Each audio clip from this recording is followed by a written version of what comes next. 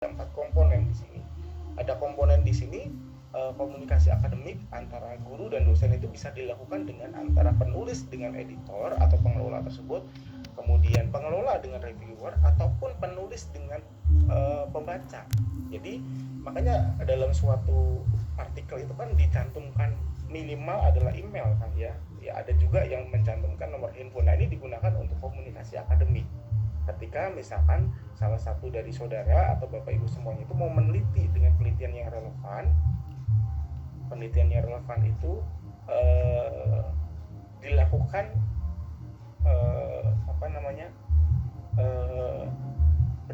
berbeda pendapat gitu ya. Nah di sini atau mau melanjutkan penelitian tersebut, maka apa sih sebenarnya yang menjadi kendala penelitian tersebut dan apa yang menjadi saran dari penelitian tersebut, atau mungkin kita bisa berkomunikasi terkait dengan bagaimana sebenarnya instrumen-instrumen yang digunakan oleh penelitian tersebut. Nah di sini saya mau mengambil contoh beberapa kali saya mendapatkan email baik dari Indonesia ataupun dari luar negeri, penulis-penulis yang membaca tulisan kami dan meminta contoh instrumen artikelnya untuk bisa digunakan kembali atau untuk dimodifikasi kembali, atau bisa juga diterapkan dalam pembelajaran. Kemudian ada penyebaran atau diseminasi hasil-hasil dari penelitian, bahwa yang kita lakukan dalam suatu riset atau penelitian itu perlu disebarluaskan agar bisa memberikan manfaat atau agar bisa diterapkan lebih lanjut. Kemudian pengembangan budaya akademik di perguruan tinggi sebagai bentuk keberlanjutan dari ilmu pengetahuan. Kemudian sebagai penukaran informasi untuk menghasilkan ide-ide baru ya akan ilmu pengetahuan dan teknologi.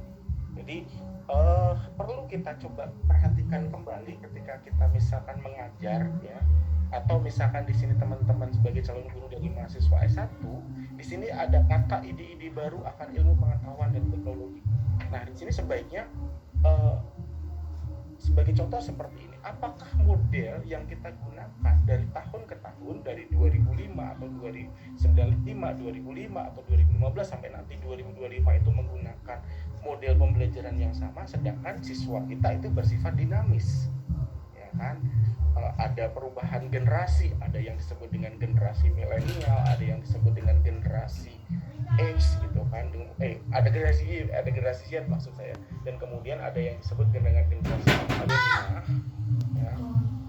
Mungkin saya bacakan saja ya.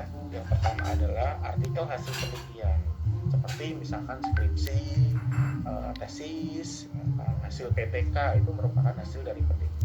Kemudian ada artikel non penelitian, bisa berupa review ya, tinjauan buku, terus kemudian ada obituari, ada laporan khusus, dan kemudian ada ceramah dan ada editorial. Tetapi kebanyakan dari jurnal-jurnal itu tidak menerima semuanya seperti ini. Ada hanya yang yang menerima hasil artikel penelitian saja, atau hasil artikel yang memang minimal paling tidak